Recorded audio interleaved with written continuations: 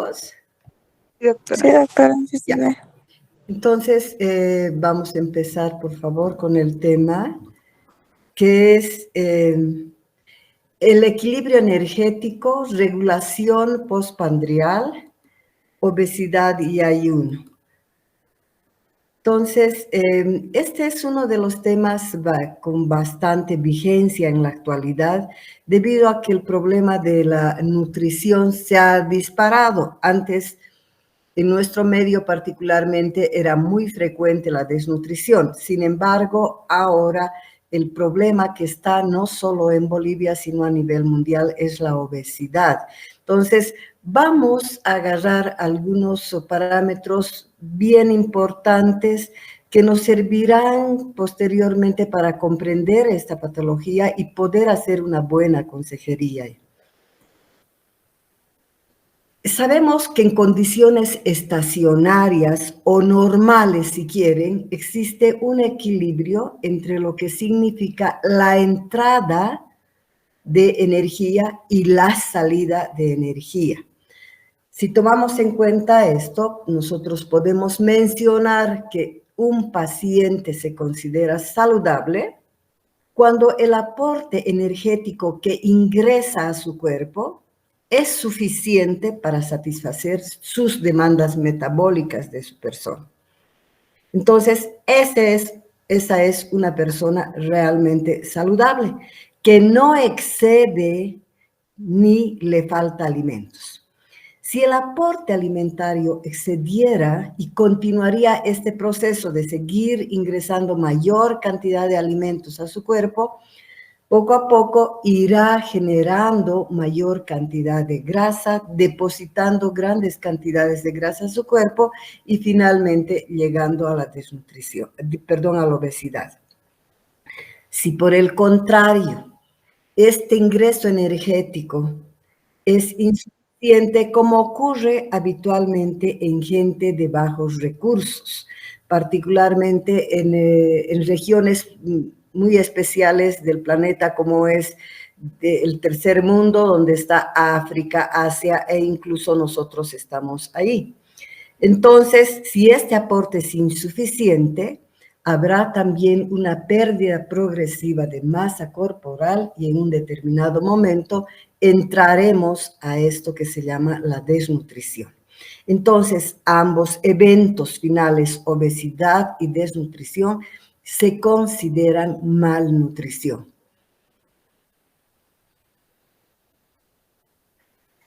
Para poder comprender bien este tema, nosotros vamos a ver que existe un equilibrio dietético.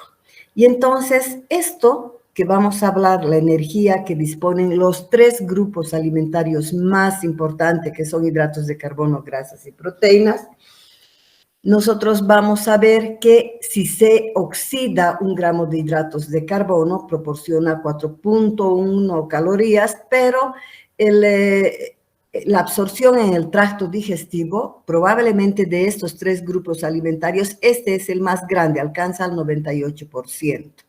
Por lo tanto, esta energía fisiológicamente disponible es de 4 calorías.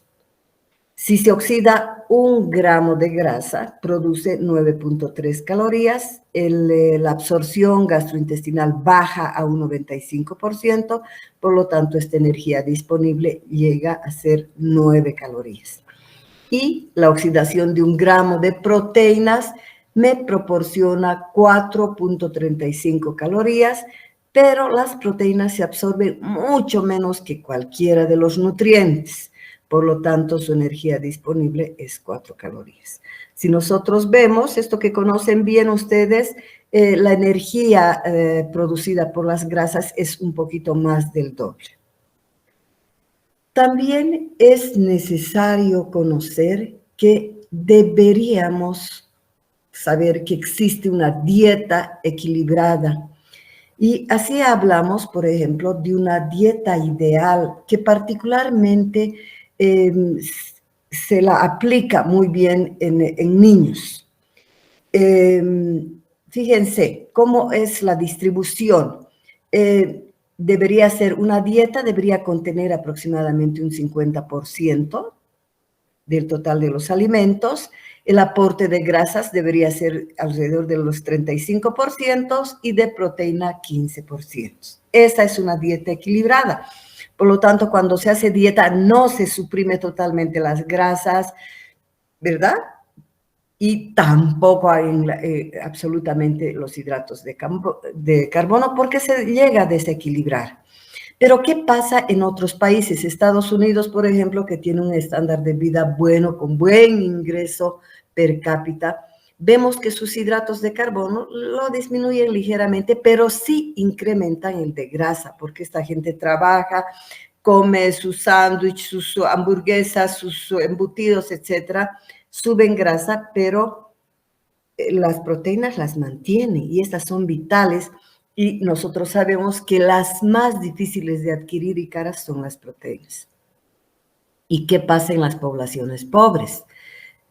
Como algunos lugares que tenemos aquí en Bolivia, que son Papacarí, Bolívar, todas estas zonas. Fíjense que los hidratos de carbono alcanzan al 85%, casi la totalidad, porque ellos producen papa, maíz, chuño, etcétera, y apenas 10% porque van y se compran grasa pura para darle sabor y un 5% de proteínas. Los hidratos de carbono y las grasas ahorran proteínas.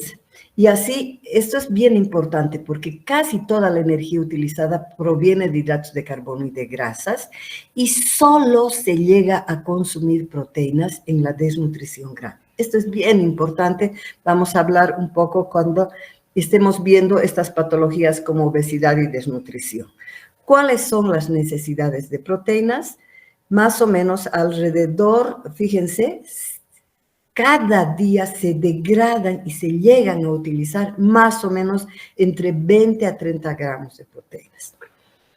Y las proteínas, en general, tienen una gran cantidad de proteínas con aminoácidos esenciales y algunas proteínas. Estas son las que tienen buena cantidad de aminoácidos esenciales, las animales.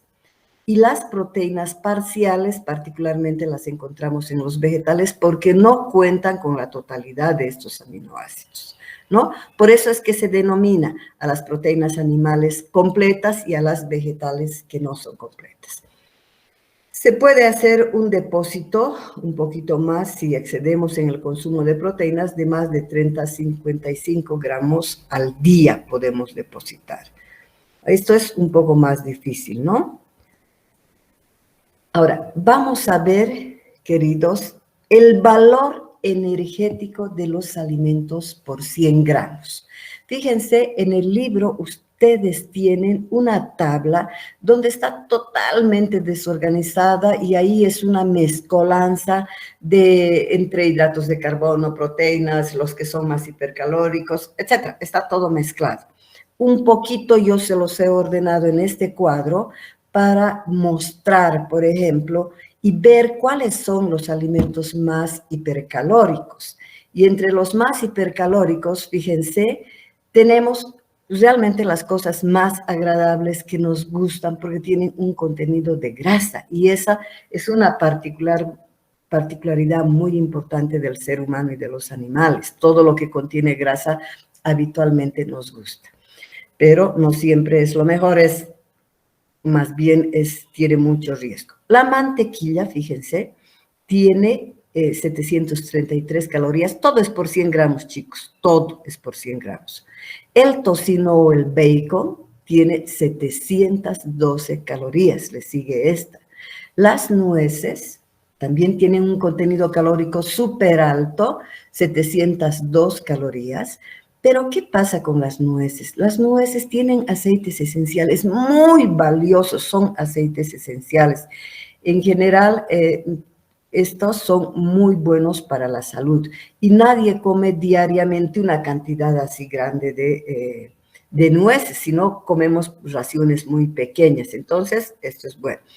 El maní, una bolsita pequeñita de estas que consumen ustedes, la que cuesta $1, creo, tiene 600 calorías por 100 gramos, fíjense, qué alto. El chocolate, que es igualmente delicioso, 570, y probablemente esto, el queso, nada más para constatar casi las 400 calorías, ¿no?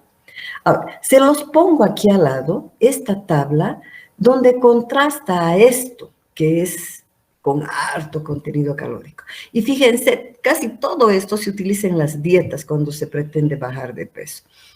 Desde lo más bajo, tomate 23 calorías por 100 gramos, lechuga 24, espinaca 25, repollo 29, fresas, frutillas 41, naranja es una fruta bastante baja en calorías y la manzana, que esta la utiliza incluso más, ¿no es cierto? Sin embargo, fíjense que la naranja, la mandarina son frutas bastante bajas en calorías. Aquí vemos otro grupo de alimentos, el de las proteínas.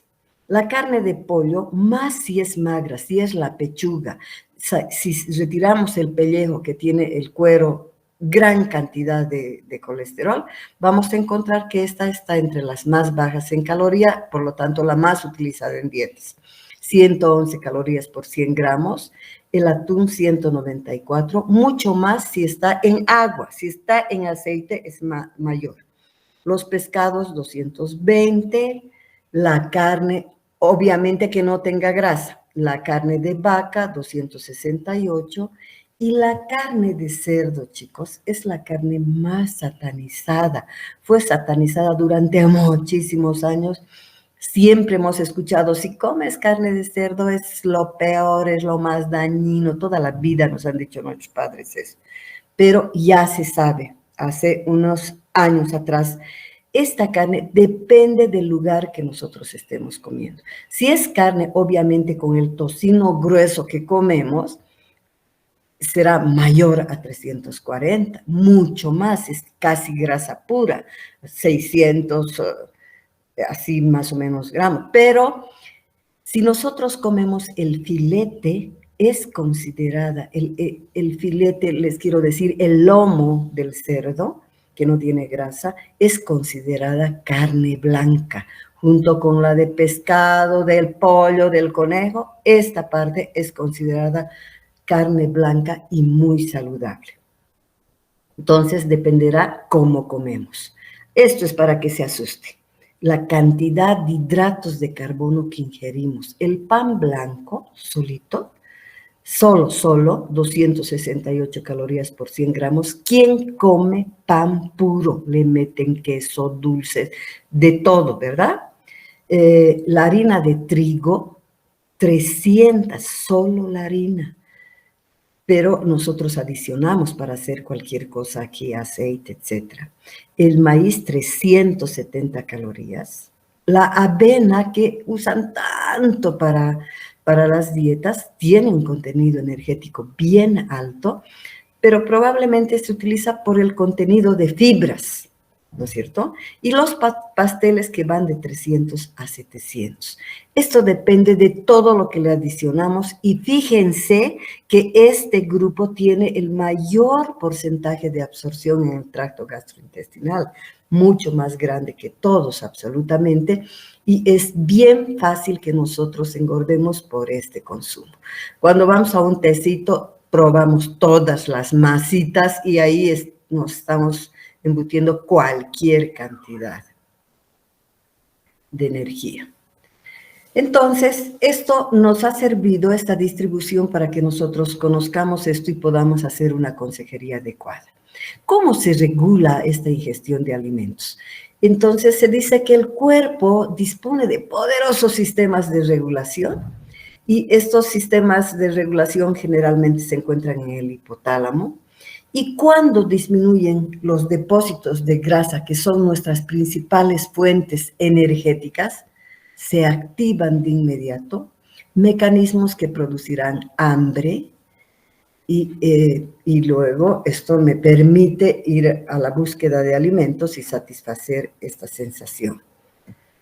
Entonces tenemos nosotros estas sensaciones debido a esto, el hambre, que es la búsqueda de alimentos desesperada hasta saciar, ¿no es cierto? Cuando tengo hambre puedo consumir cualquier alimento.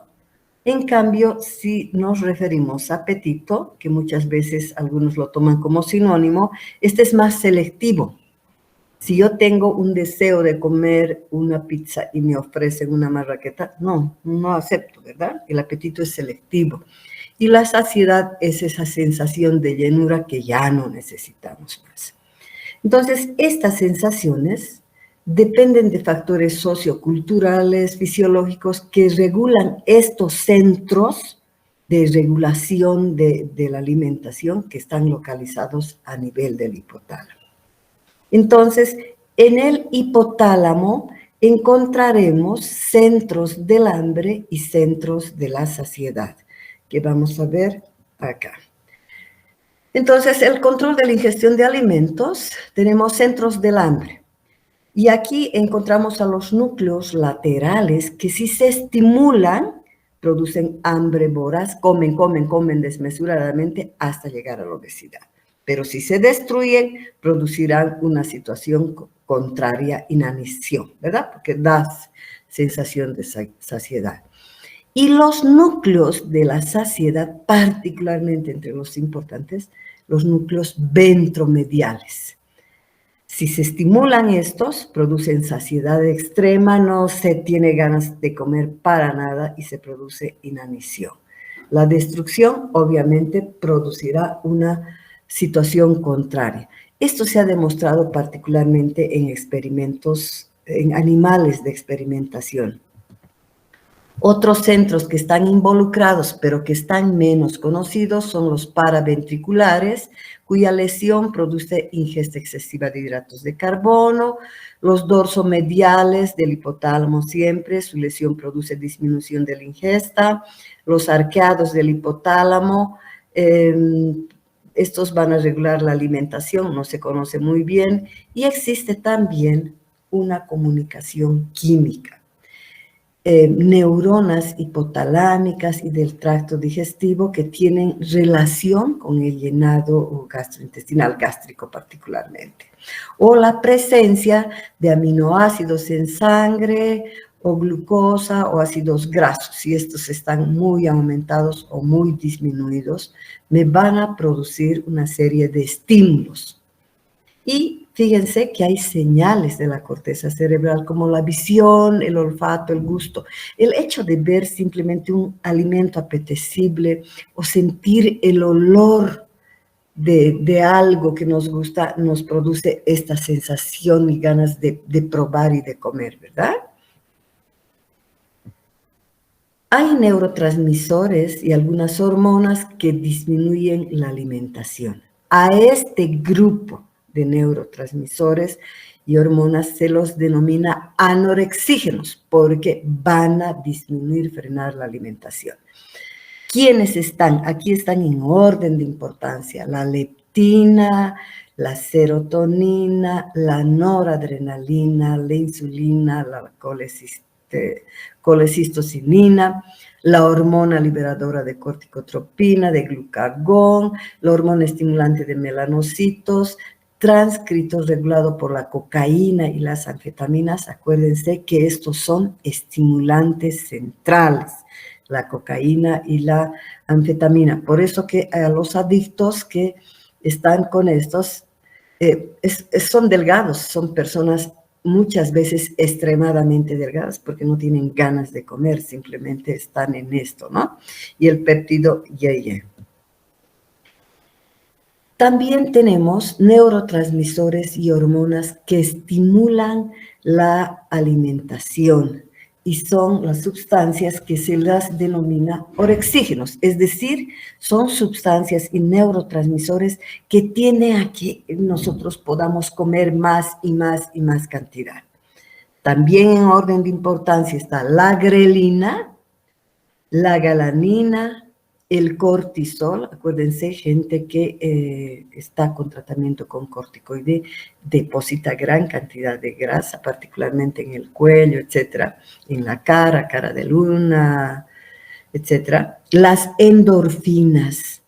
Las endorfinas son estos neurotransmisores de la felicidad que cuando hacemos algo placentero, como hacer ejercicios, por ejemplo, me hace liberar endorfinas y estas me dan esa sensación de felicidad, ¿no?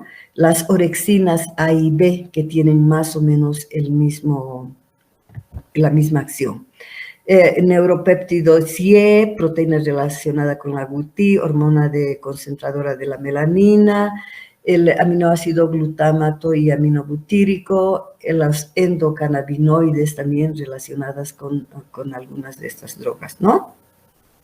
Estas aumentan más bien la alimentación. Hay centros neurales que modifican el proceso mecánico de la alimentación. Y estos centros neurales también se sabe que están relacionados con todo esto, pero no tienen ese estudio así tan definitivo como el de por ejemplo, del hipotálamo, que es lo más conocido, ¿no? La mecánica real de la alimentación está sujeto al control por algunos centros del tronco encefálico, así se menciona simplemente.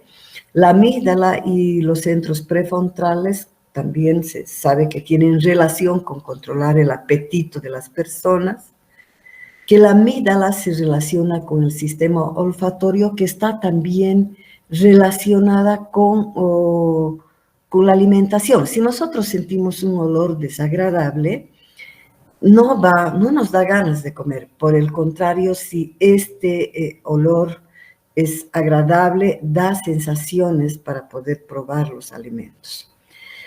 Una lesión de la amígdala puede producir aumentos o disminuciones de la alimentación.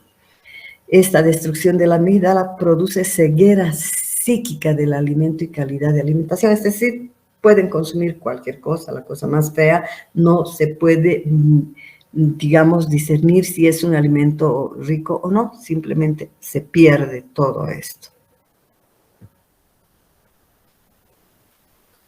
¿Cuáles son los factores reguladores de la cantidad de alimento consumido? Tenemos una regulación inmediata que se ocupa de enviar señales y después de cada comida para ver en qué momento se frena. Y la regulación tardía, que se ocupa de mantener los depósitos energéticos del cuerpo dentro de la normalidad. ¿Cuáles son los depósitos energéticos? Son todo nuestro depósito de grasa que tenemos en el cuerpo, que habitualmente lo primero donde se llena es alrededor del abdomen, ¿no es cierto? Ahí adentro y afuera nuestros rollos, grasa a nivel de los glúteos, del cuerpo, etc. Esos son nuestros depósitos energéticos de largo plazo.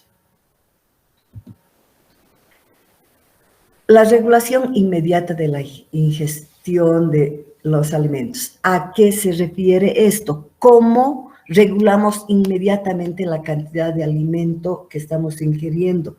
¿Qué es lo que se hace para dejar de consumir el alimento cuando estamos comiendo? A eso se refiere esta regulación inmediata. Entonces, en este momento que consumimos alimentos, hay señales de retroalimentación rápida, como por ejemplo el llenado gastrointestinal, que inhibe la alimentación. Por eso la gente delgadita que tiene el abdomen totalmente reducido se llena con poca cantidad y ya envía señales hacia el hipotálamo. En cambio, la gente obesa tiene totalmente la capacidad del estómago es grande. Entonces, necesita mayores cantidades para que funcione esto. Hay factores hormonales gastrointestinales que suprimen la alimentación también en ese momento, particularmente con las grasas. Digamos, llega un momento en que ya no podemos más. Y receptores vocales que miden el consumo de alimento. Se sabe que hay receptores que están localizados en toda la mucosa oral y que más o menos van midiendo cuánto alimento ha ingerido. Y eso se ha descubierto en gente que tiene abocado el intestino y que no llega, digamos, a reabsorberse, sino sale afuera. Entonces, después de un determinado momento que consumen los alimentos, dejan de comer, aunque no haya pasado hacia intestinos. Pero después de un poquito tiempo, obviamente, vuelven a sentir hambre, ¿no? Estos factores gastrointestinales que suprimen y aumentan. ¿Cuáles suprimen la alimentación? La colecistocinina, que envía señales por el vago al encéfalo, da saciedad. El péptido IgE, que produce también saciedad. El péptido parecido al glucagón, que produce saciedad. Y aumentan la grelina, secretada por las células oxínticas del estómago y del duodeno. Esta estimula la alimentación. Particularmente esto se incrementa en los ayunos prolongados y los receptores vocales que hemos mencionado. La regulación intermedia y tardía del consumo de alimentos es a esto que les he hablado, a estos depósitos grasos. Y se dice que hay una relación con el estado nutricional de las personas o de los animales. Por ejemplo, se ha visto en animales de experimentación, en perros, han dividido 3 grupos de perros, a unos que le daban de comer normalmente, a otros que los sometían a hambre y no les daban y estaban hambrientos, y a otro grupo que los obligaban a comer. Obviamente, estos que no les daban enflaquecieron, se volvieron desnutridos, y estos otros que los obligaban a comer, obesos. Entonces, después de que se cambió este estado nutricional, se ofrecía normalmente la comida. El grupo de normal comía si tenía hambre, si no, no importaba. Pero los desnutridos comían desesperadamente y los obesos, si no los obligaban, dejaban de comer. Entonces, esto nos demostró que hay una relación directa con el grado nutricional. Cuando se disminuye la concentración de aminoácidos, de grasas, de proteínas, obviamente en el cuerpo aumenta estas ansias de comer. Por eso se habla, dependiendo de qué es lo que baja, si son aminoácidos, proteínas o lípidos, habrá la teoría glucostática, la aminostática y la lipostática. Las señales de retroalimentación del tejido adiposo regulan la ingestión pandrial. El hipotálamo vigila el depósito energético a través de la leptina y de los adipocitos, reduciendo los depósitos de grasa. Una reducción del neuropéptido y la proteína relacionada con la AGUT produce mayor cantidad de ingestión. Mayor producción de la hormona liberadora de corticotropina también, la hiperactividad simpática que aumenta la tasa metabólica y la reducción de la producción de la insulina. Todo esto tiene relación con la regulación de la ingestión pandrial. Bueno, vamos a quedar aquí, muchachitos, por el problema de horario para mí. Entonces, terminamos este tema ya con estos temas concretos que son obesidad y desnutrición el día lunes. Los espero entonces, ¿ya? Hasta el lunes, queridos. Hasta luego, doctora. Gracias. Hasta luego, doctora. Chao.